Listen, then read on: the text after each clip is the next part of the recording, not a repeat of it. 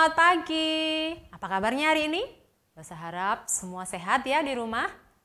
Di hari ini, minggu ini, Lasu Lani dan Lasu Yulia mengajak adik-adik yang di rumah untuk datang memuji dan menyembah nama Tuhan. Tapi sebelumnya Lasu mengajak adik-adik memperhatikan hal-hal berikut ini ya.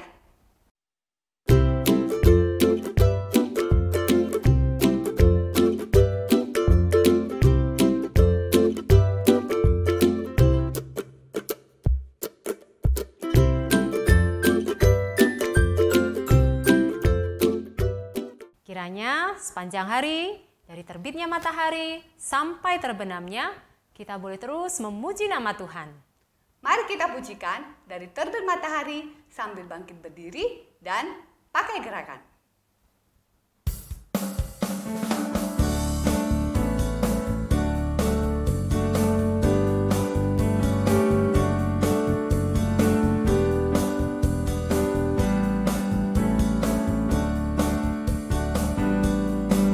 Dari terbit matahari sampai pada masuknya, biarlah nama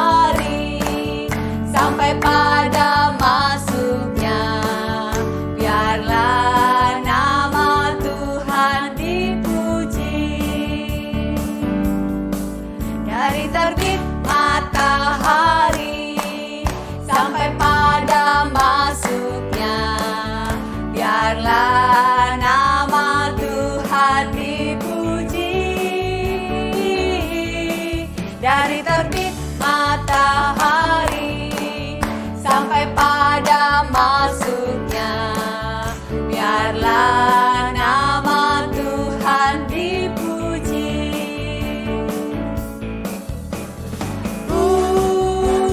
Puji Tuhan, puji Tuhan. Dari terbit matahari sampai pada masuknya, biarlah nama Tuhan dipuji.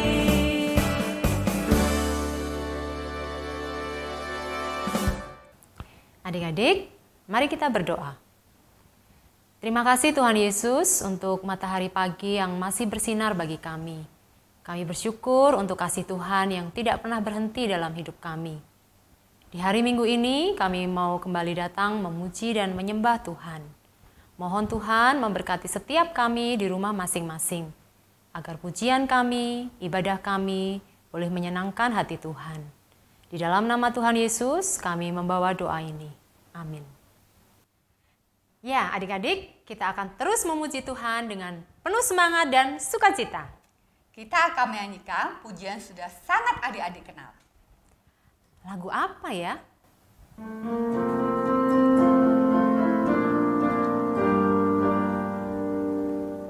Ada yang tahu? Ya, benar. Haleluya, puji Tuhan. Ya, kita akan menyanyikan pujian itu dengan gerakan. Ketika kita menyanyikan lagu Haleluya, kita akan menyanyikannya dengan berdiri sambil melambaikan tangan. Dan untuk kata puji Tuhan, kita akan menyanyikannya dengan duduk sambil tepuk tangan. Oke? Bisa dimengerti? Yuk kita akan nyanyikan dengan penuh semangat. Haleluya, puji Tuhan.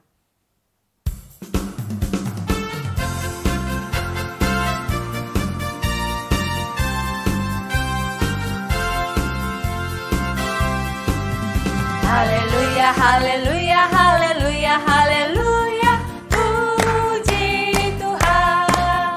Haleluya, haleluya, haleluya, haleluya.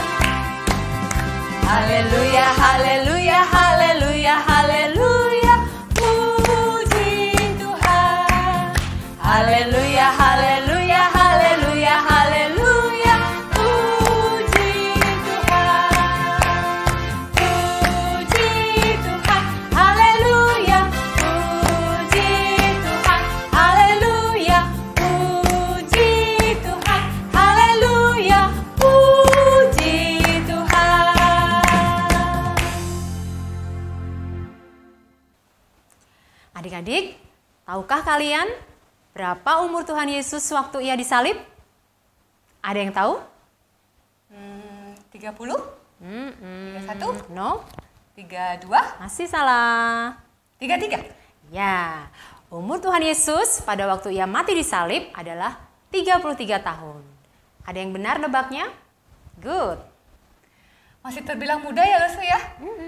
Tapi kita bersyukur meskipun umur Tuhan Yesus selama hidup di dunia hanya 33 tahun, tapi dia hidup selamanya di surga yang mulia dan juga hidup di dalam hati kita.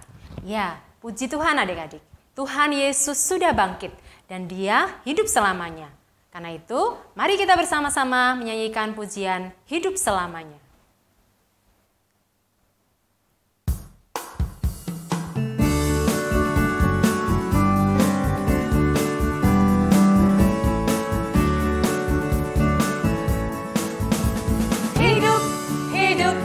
Hidup selamanya, Yesusku hiduplah, hidup selamanya, hidup selamanya, Yesusku hiduplah. Oh haleluya, Yesusku hiduplah. Oh haleluya, Yesusku hiduplah.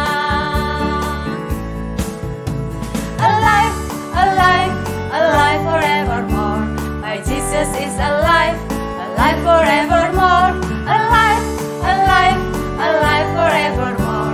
My Jesus is alive. Sing hallelujah. My Jesus is alive. Sing hallelujah. My Jesus is alive. Oh hallelujah. Yesusku hiduplah. Oh haleluya, Yesusku hiduplah.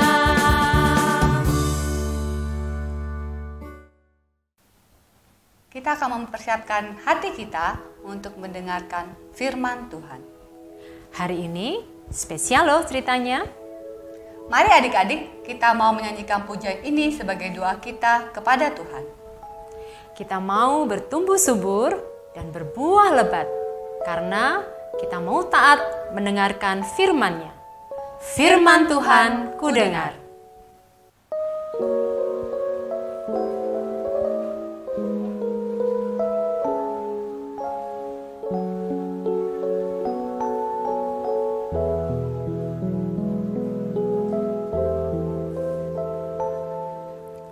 Firman Tuhan ku dengar, ku tanam di hatiku, ku ingin bertumbuh subur, berbuah lebat. Yesus tolonglah daku.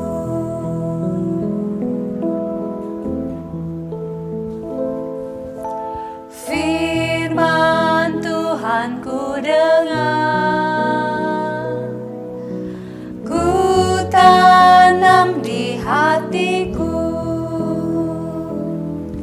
ku ingin bertumbuh subur, berbuah lebat. Yesus tolonglah daku. Ku ingin bertumbuh subur, ku ingin bertumbuh subur, berbuah lebat. Yesus tolonglah daku.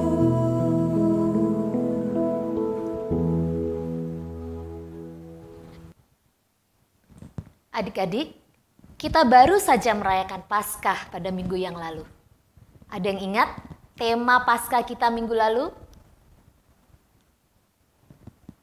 Ya, risen, bangkit. Kita memperingati Yesus yang bangkit, Yesus yang menang. Kebangkitan Yesus merupakan kabar sukacita, bukan? Jika orang sembuh dari sakit, kita pasti bersukacita. Nah, Yesus bangkit dari kematian juga merupakan hal yang membawa sukacita besar bagi kita. Namun, pernahkah kalian memikirkan waktu itu, zaman murid-murid Tuhan Yesus yang baru saja berduka karena melihat, menyaksikan sendiri bagaimana Yesus mati. Yesus mati dengan begitu mengerikan, seperti layaknya seorang penjahat. Ketika mereka masih berduka, mereka menerima kabar bahwa pada hari yang ketiga Tuhan Yesus bangkit. Apakah mereka langsung bisa menerima? Apakah mereka langsung bisa percaya bahwa Yesus benar-benar bangkit? Hari ini kita akan melihat dari firman Tuhan. Kita akan belajar tentang dua orang murid Tuhan Yesus. Kisah ini dicatat di dalam Injil Lukas pasal 24 ayat 13 hingga ayat yang ke-35. Hari itu adalah hari yang berat. Mungkin itu adalah hari yang terberat yang pernah aku alami. Bagaimana tidak? Guru yang hebat, yang paling baik, yang suka menolong, bahkan membuat mukjizat bagi banyak orang, harus mati dengan cara yang sangat mengerikan. Aku juga tidak bisa tidur berhari-hari karena peristiwa itu. Sedih, pedih, dan sangat menyisakan hati.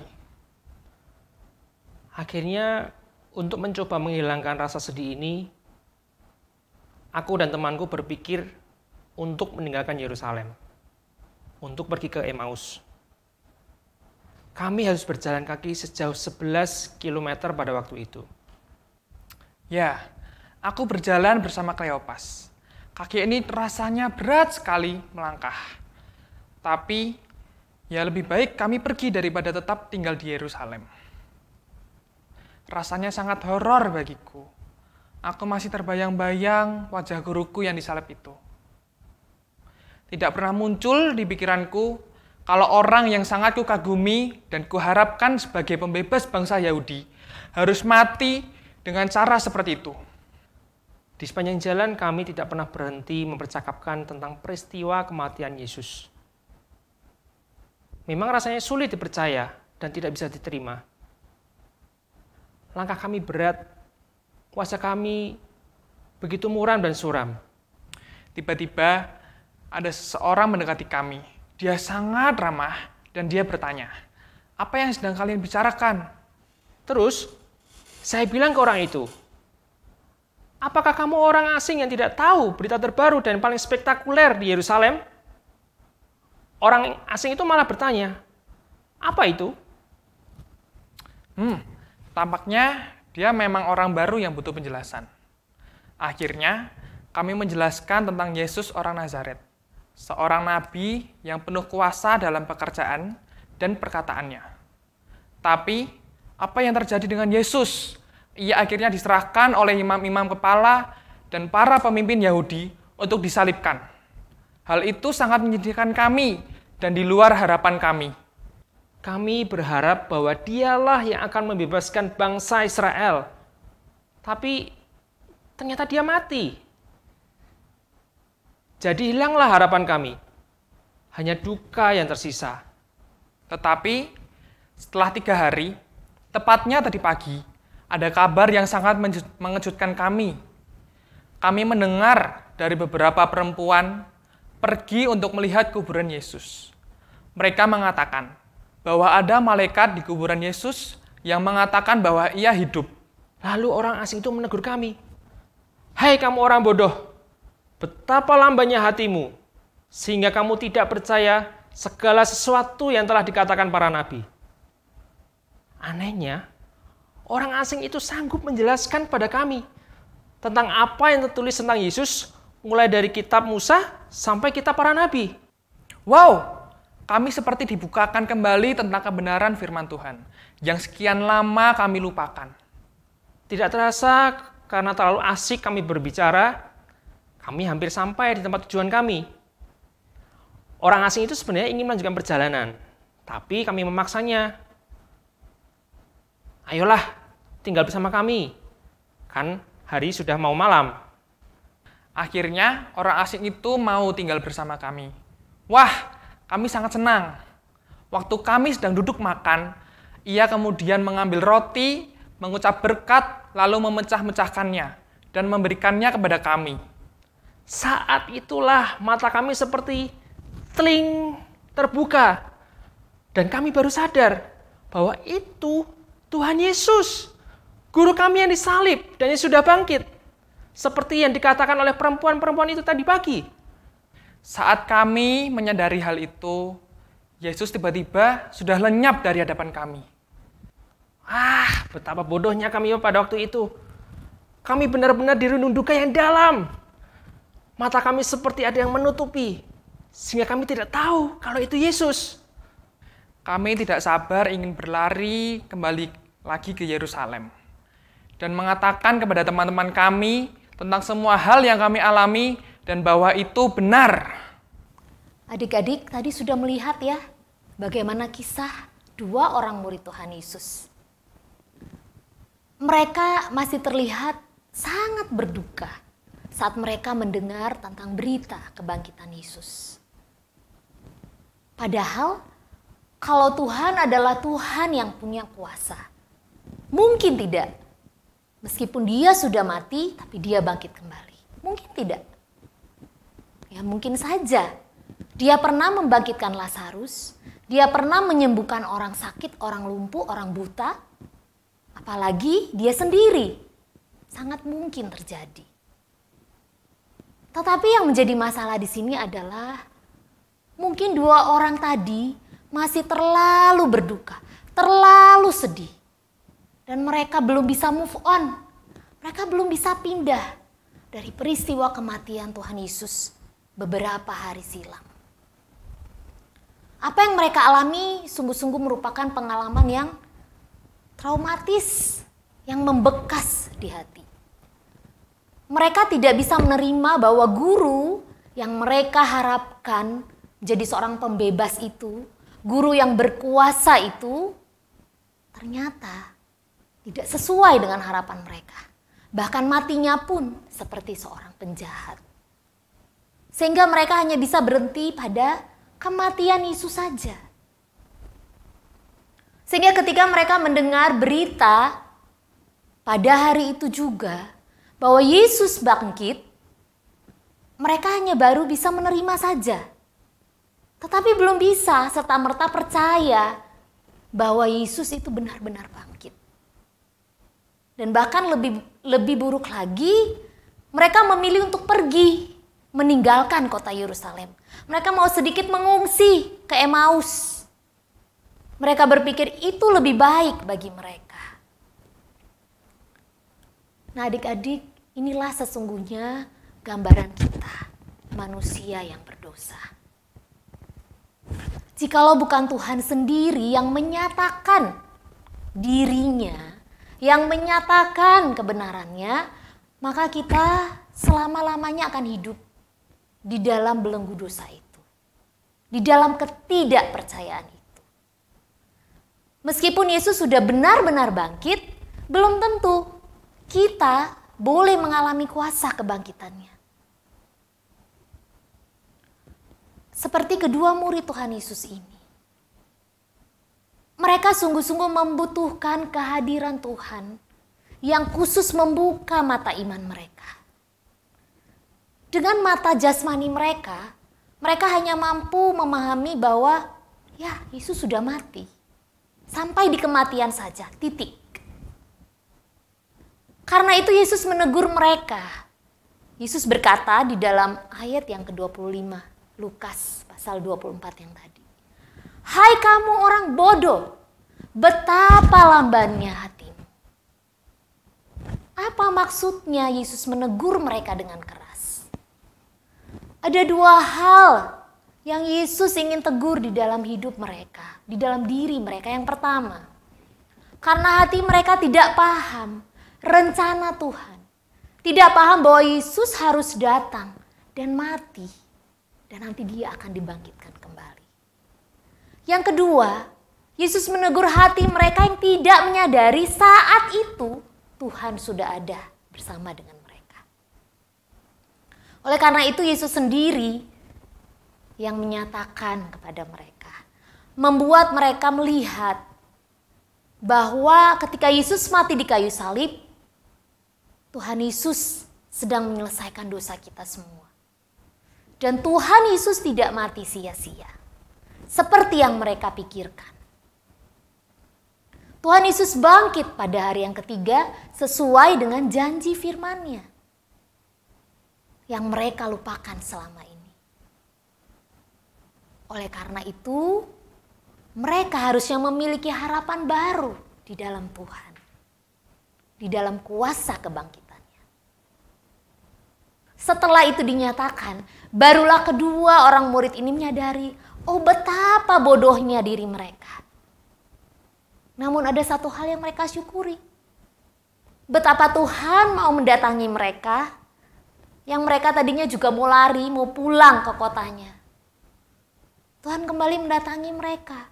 Tuhan mengingatkan kembali janjinya yang indah. Bahkan menyatakan dirinya, ini loh aku benar-benar sudah bangkit.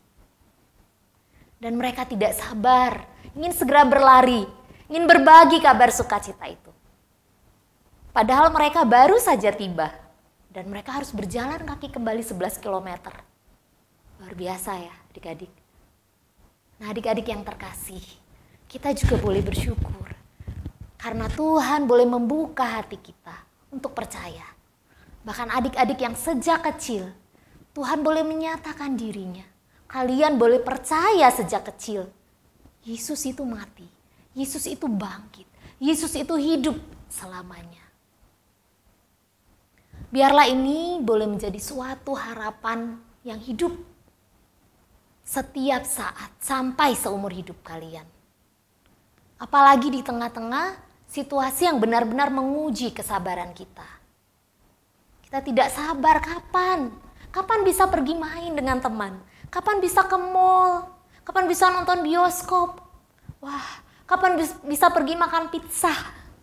Mungkin banyak hal ya, ingin ketemu teman, ingin ke sekolah minggu, semuanya terbatas.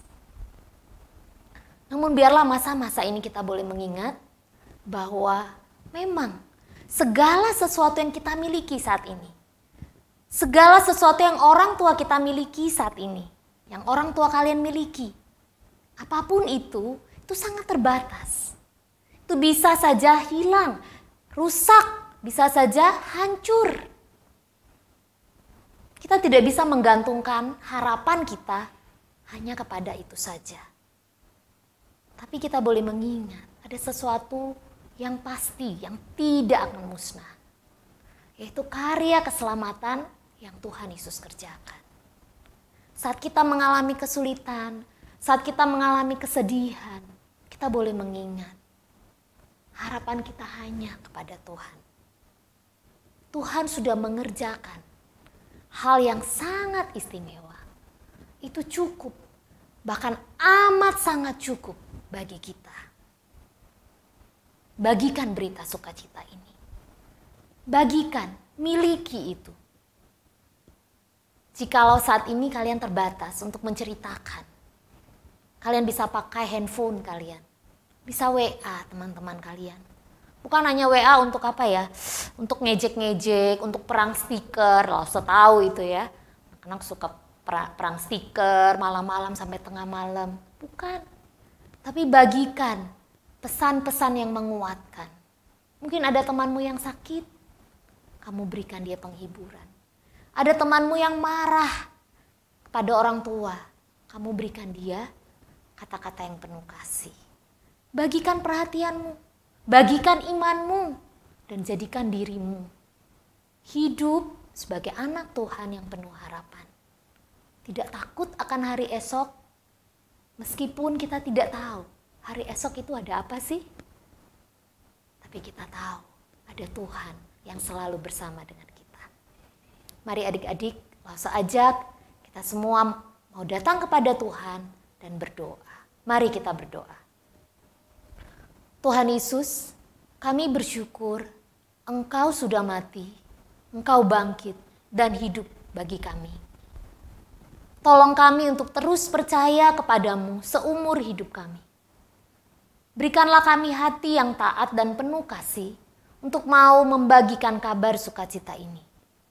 Di dalam nama Tuhan Yesus kami sudah berdoa. Amin. Nah, hari ini kita ada ayat hafalan. Ayat hafalannya pendek saja. Terambil dari Yohanes 20 ayat 29b. Kita akan baca dulu bersama-sama. 1, 2, 3. Berbahagialah mereka yang tidak melihat namun percaya. Sekali lagi, berbahagialah mereka yang tidak melihat namun percaya. Sekarang pakai gerakan ya. Gerakannya seperti ini. Berbahagialah mereka yang tidak melihat namun percaya. Sekali lagi, sudah lancar ya, cuman pendek kok. 1, 2, 3. Berbahagialah mereka yang tidak melihat namun percaya. Nah, sekarang Lause minta kata mereka diganti dengan nama adik-adik. Lause juga pakai nama Lause. Oke, sudah siap? Kita hafalkan ayat ini sambil menyebutkan nama kita. 1, 2, 3.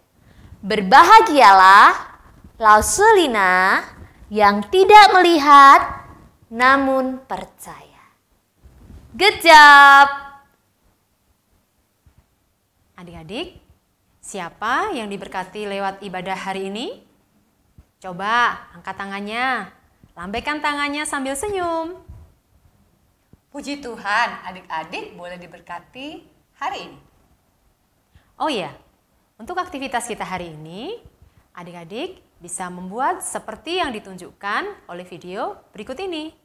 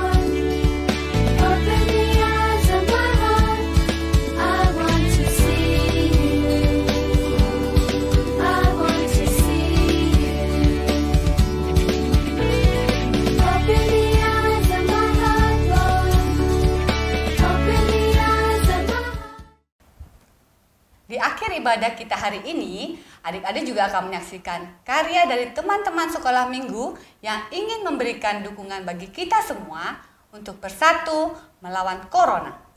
Mari kita saksikan bersama. Hai teman-teman, mari kita bantu bangsa Indonesia melawan virus corona.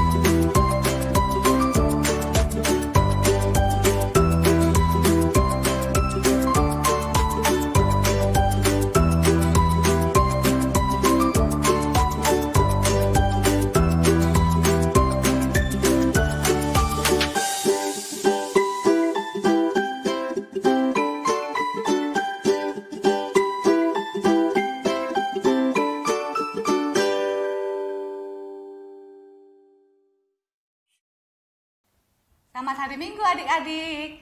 Tetap jaga kesehatan, stay at home. Tuhan Yesus memberkati. Dan Sampai jumpa minggu depan.